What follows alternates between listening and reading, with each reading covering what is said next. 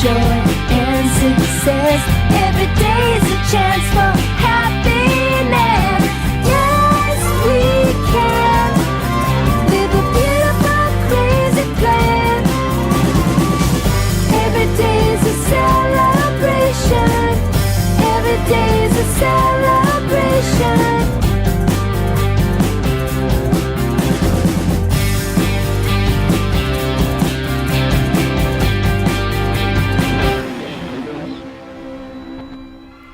Hello and welcome to the Great Song Adventure. I'm Paul Zollo here with Louise Goffin. We're here on another adventure. Yeah, and this is a good one. And this is your interview with Fred Tackett, who's in Little Feat. This is part 2 of that interview. So it was really great going up to Topanga Canyon. It's amazing when you talk to people who are in Laurel Canyon and Topanga Canyon at these times when everybody was sleeping on each other's couches and somebody gets kicked out of one band and then gets into another band. I mean, everything weaves together in this big family tree. I mean, he talks about Frank Zappa. Well, you have a book on Frank Zappa, don't you? I'm working on one. It's coming out. It's going to be a whole collection of his interviews. There are so many just brilliant people. I mean, Zappa and Lowell George, Dyke Parks, they all came together. That's right. Yeah, and Jimmy Webb. It's a fascinating story. And here we go with part 2 of our interview with Fred Tackett. I saw this thing on YouTube, which is Dixie Chicken with Emmylou Harris and Bonnie Raitt singing backing vocals on that. And they look so, I mean, especially Emmylou Harris, she just looks like such a baby. Yeah. You know? And I seem to remember, you know, when I was here in the 80s, going to the Alley a lot. And the Alley was the rehearsal studios where you would be, Bonnie Raitt would be. It was a big... Yeah, that was the place, man. Valerie Carter, we did all of her, you know, all the rehearsals. And Little Feat did all of his rehearsals. And that's how Little Feat got back together again, basically. From the Alley? Yeah, because they had dedicated a room to Lowell, the room that we always use for rehearsals. Yeah. And they asked the band if they'd come and kind of dedicate it, have this little party. So the band got, you know, who was left got together and sort of, Billy always said it was sort of like Christmas carols. I mean, they were playing through all the songs and stuff, and they'd sort of half know them and not have any. But they had such a great time that they decided to put the band back together again. So that's how it all got back into doing it. It was from the Alley. That place was crazy. They had beer like for a nickel in the Coke machines. It was like full of beer, man. And it was just like, what? Everybody was just gone. Everybody came through that place. Yeah, you bet. You bet. Billy Payne is, you know, he's one of the great keyboard players of all time. He's just the greatest. He is. He's got... Absolutely, man. This is yours. Oh, thank you. Tell me about Bob Dylan, how that all came to be. Well, it was right after Lowell died. Yeah. And I came back in town to town, and I was doing a session with Jeff Porcaro, and Patricia called and said Bob Dylan's office called up and asked if you'd come down and jam with him. You know, I mean, sure. So it turned out Jim Keltner, the drummer, and him drumming, the bass player, were, you know, already in the band with Bob, and they were doing the rehearsals, and he was looking for an American guitar player that wasn't like, you know, a rock star, you know, just a guy that played the guitar. And so they go, oh, I know this friend of mine, Tim Drummond, I think, was the guy that really kind of promoted me and got me the call. And so I started going down there, and he was playing, we were doing Slow Train Coming song. That was when Slow Train Coming was out, and this tour was the back, that album. And so he was playing all the gospel songs from Slow Train Coming, and then he was also writing the songs for the album Saved, and he was teaching those to us as we were down there. And so it went on every day for, like, in Santa Monica for 3 weeks. I'd go down there, And about the third week, and they kept saying, we got this gig that's going to be coming up in Saturday Night Live. But I got not a word from anybody about whether I was in the band or what was going on. It was like, okay. And so I just kept going down there. And I remember driving down to the Payne Canyon to the beach, and I went, this is really, frustrating. I mean, when are they going to get over this thing? And so about after I got to the beach, I went, there's 50,000 guitar players that would love to sit around and play 3 weeks with Bob Dylan, and Jim Keller. What are you bitching about, man? Yeah. I got a little dose of gratitude, as I got over there. But eventually, literally a day or so before we were going to New York, he called me on the phone and said, do you think you can do this TV show and we got a little tour maybe? And I said, yeah, sure, man. I said, have your manager call me and we'll work out the details. And he goes, I don't have a manager. That was it. Yeah, so he says, come over. I said, okay, I'll talk to you after the rehearsal tomorrow. So after the rehearsal, we go in this little office he's got. And he says, so what's up? And I said, well, Bob. And he goes, shh. And he points to his ear. Got all this curly hair in his ear. And he goes, so I have to lean forward and whisper in his ear, Bob, I usually get a double scale, double session or 6 days a week, that's what I usually work. And he'd pull back, look at me you kidding me? And he'd stick his head, it was really exaggerated, hey, yeah. And then he'd look at me you're out of your mind. And he'd do that again. Lean in, lean out. It was hysterical. They had a sense of humor. It was hysterical. So then, none of it meant anything. It was a great experience. Sony just put out a box set of that whole period, 8 CDs of all the songs that we did on the road, all these different versions of them. That's great. And an hour DVD that we did up in Toronto. Yeah, it's great. So you were filming behind the scenes while you He did this one 3-day thing in Toronto, which we never saw or heard of again. We filmed it for 3 days, and it all went into archives. And then just this year, they spent a long time, but they really did a good job. Mm-hmm. And they got Michael Shannon. I don't know if you know, he actor, really great actor. And he's from Kentucky. In fact, it was so weird. They got him to, Bob hired a guy named Luke Sante, a writer in New York, to write these little sermonettes. And so they'll play a song of us playing, and then they have this guy, Michael Shannon, acting out these little sermonettes that Bob had written for him. And some of them are really good. Most of them, they're the fundamentalist Christian thing that he did. And he's all dressed up like a helmet-headed, Baptist minister, and stained glass windows and all that. But some of the things he does one about food, about how you go work every day and you finally come out and you're tired and you see those shining lights at the Max, the McDonald's, and you go eat that thing and it's easy and and your kids are tired and you're tired and you can't, so you go down and you buy them the big drink and you buy all the stuff, and he's going, your body's your temple and you're defiling he says, you're drawing pictures of the devil on your temple. You got to eat good food, man. That's great stuff. So that's all in between songs that he has. And the band is great. And he had the top gospel singers. He had Clyde King. He had Mary Russell, Leon Russell's Mary Bridges, who's a great gospel piano player. And then Mona Lisa Young and her husband, Terry. He was they looked like Ashford and Simpson exactly. The real tall, skinny guy who played insane gospel piano. She had the cornrow thing and just great gospel singers. So we had 6, singers, girl singers.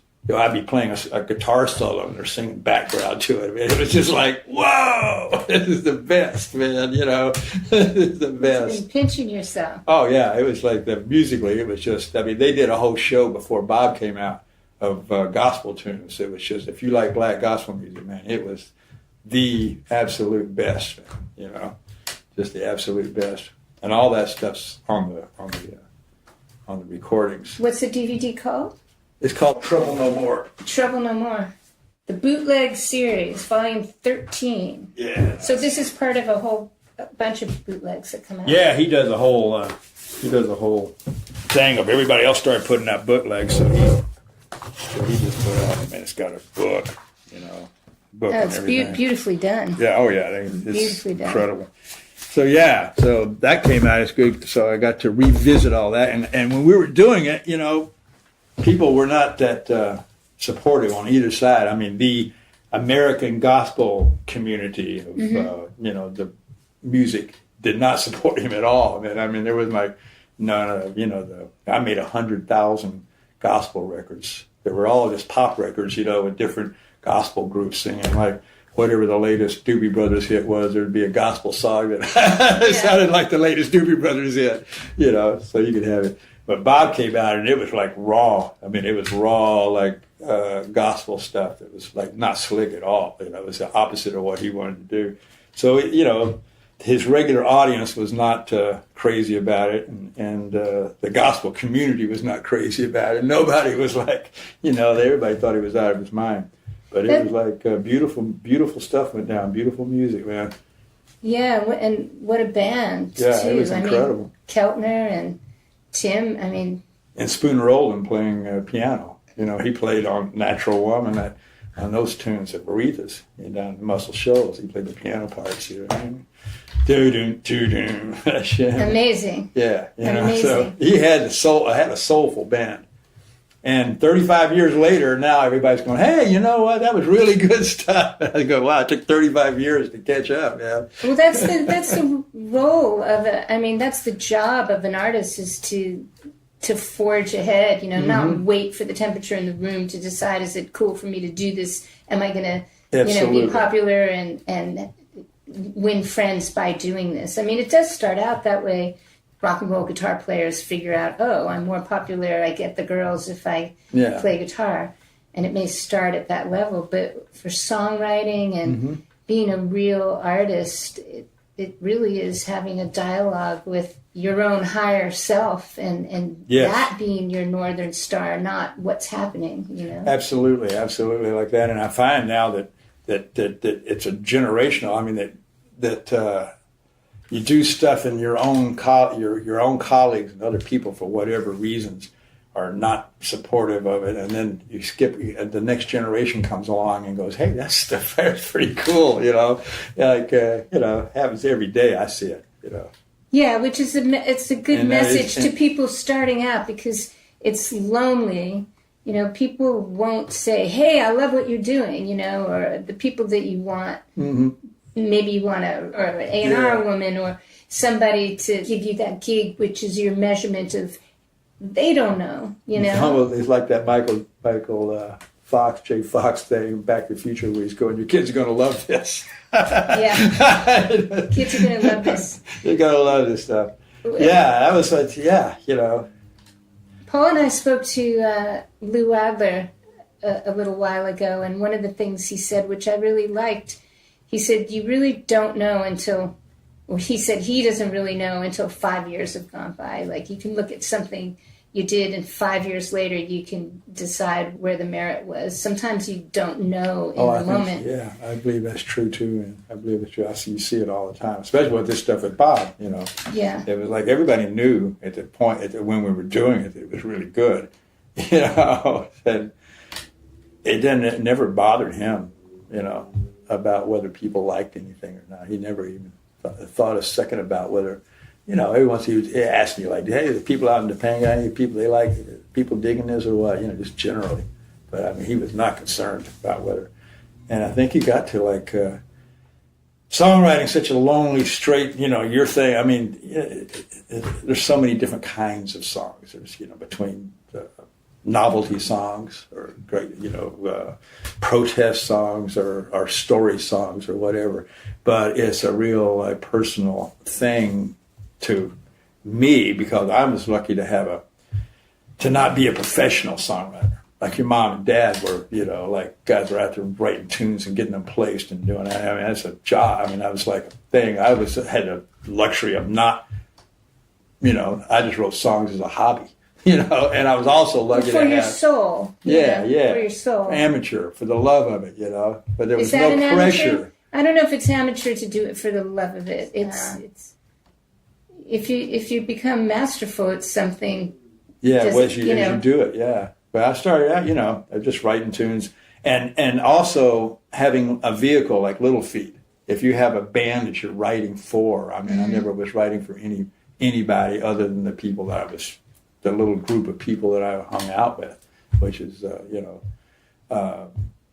Lowell and the guys in the band, knowing what they do, and I'm writing arrangements, for them to play.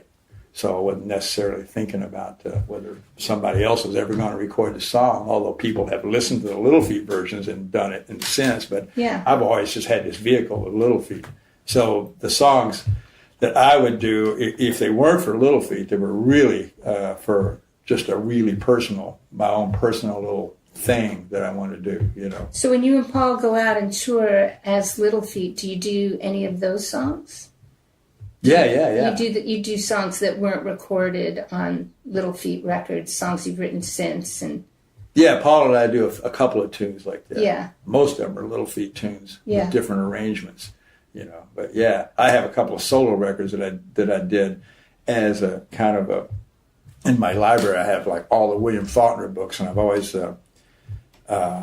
wanted to write like not Southern like Allman Brothers Southern songs, but Southern like even more like 1950s and Faulknerish type Southern songs, So I wrote a little thing, an album called In a Town Like This. It was like almost kind of an experiments with storytelling, telling a story, but not necessarily, whereas the music is almost recitative, but blues based. So you're singing blues lines, but you're telling a narrative, telling a story that goes on from song to song and has there's a storyline behind the whole thing, like a concept record. But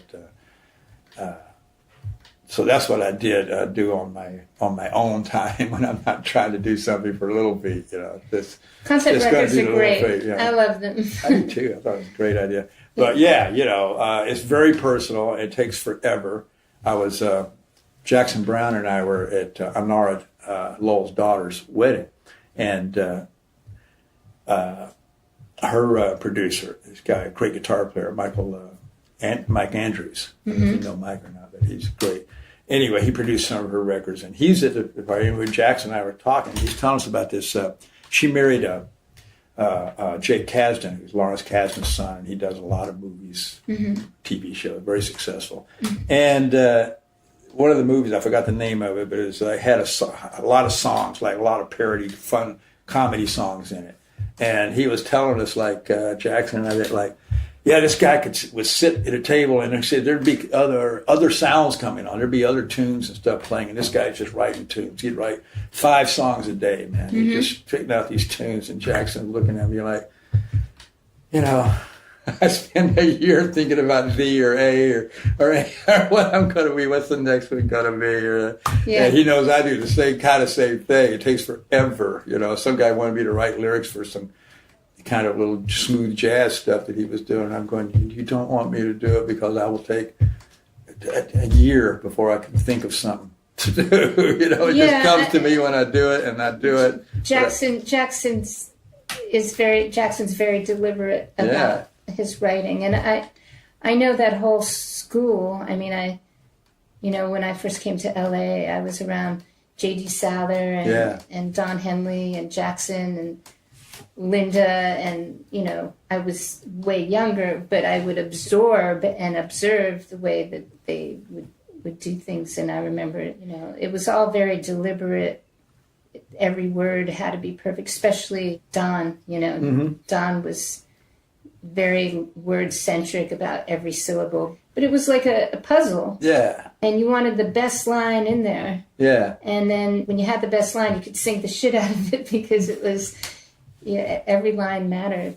Yeah. But now it's not that songs are more disposable. In a sense they are, because when things come out, they don't last as long. It really is 15 minutes. Yeah.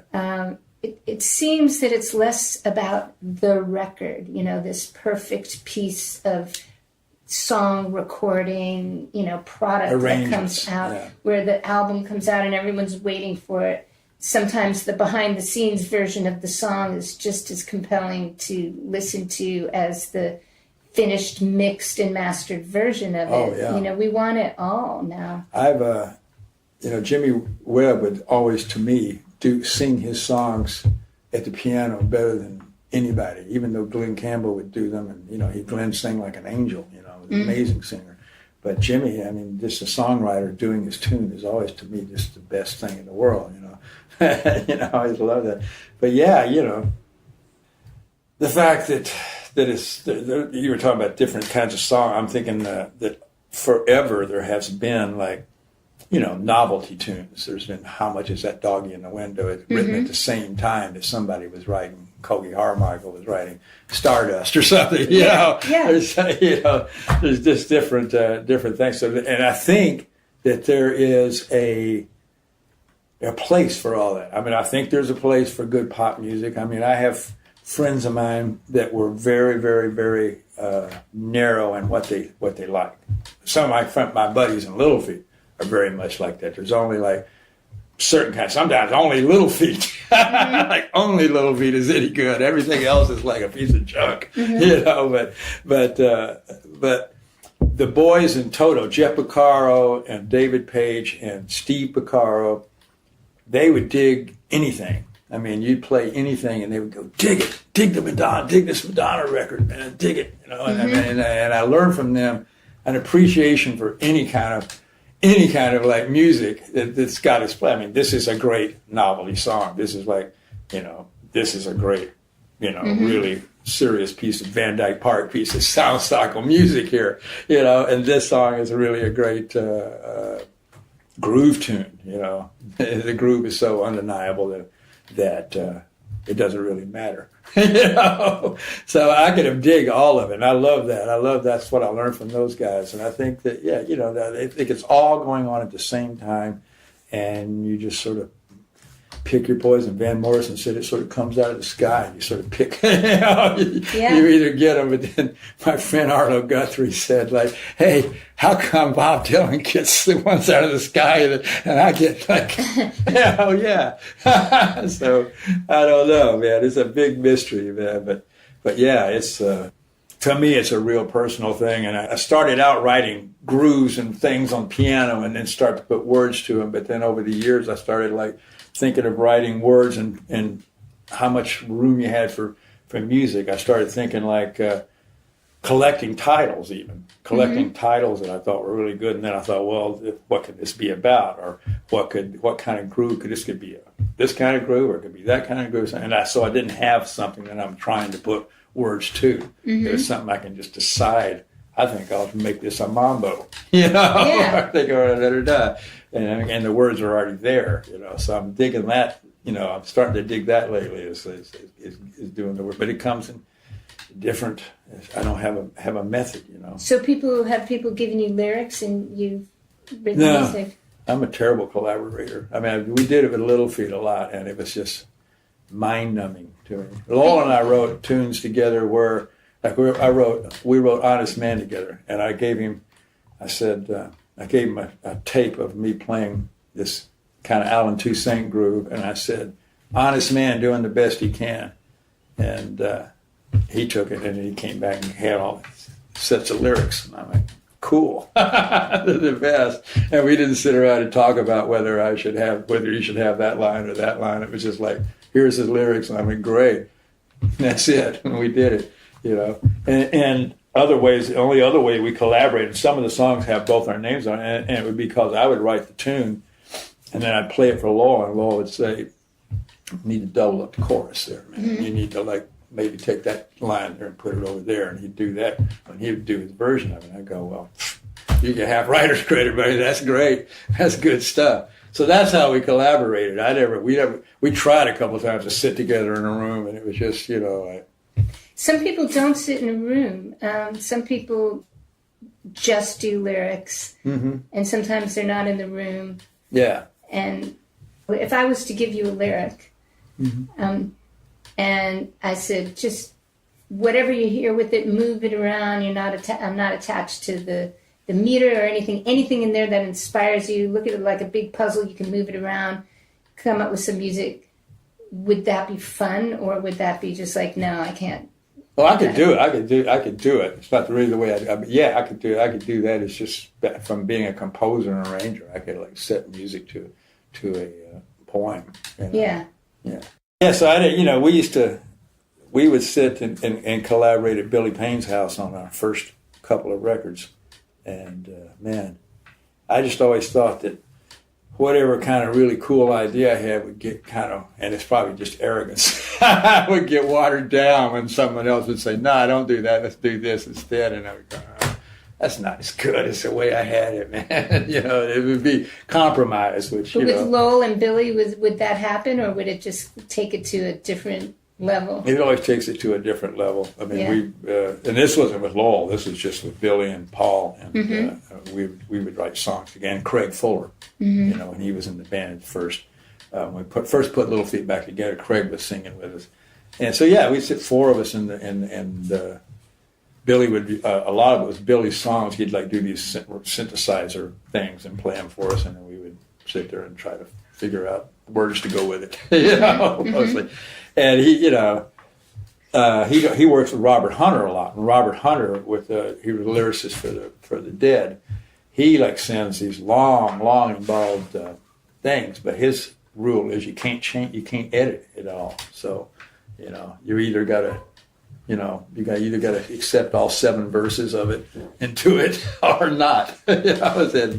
So, Billy's written like 13 or 14 songs with Robert Hunter, but we hardly play much of them because they're just so long and involved. And What's the connection with Phil Lesh?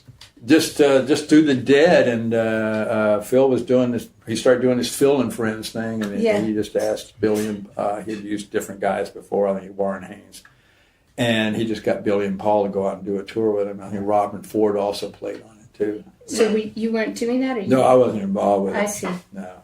That's what I did in a town like this when they took off and did that tour. The Dead and the Little Feat, we all had the same record company. We've all been kind of like, not close friends, but friends, see each other a lot, just fellow musicians and stuff. Jerry was was cool. He would show up at Dylan shows and stuff. So I knew him already.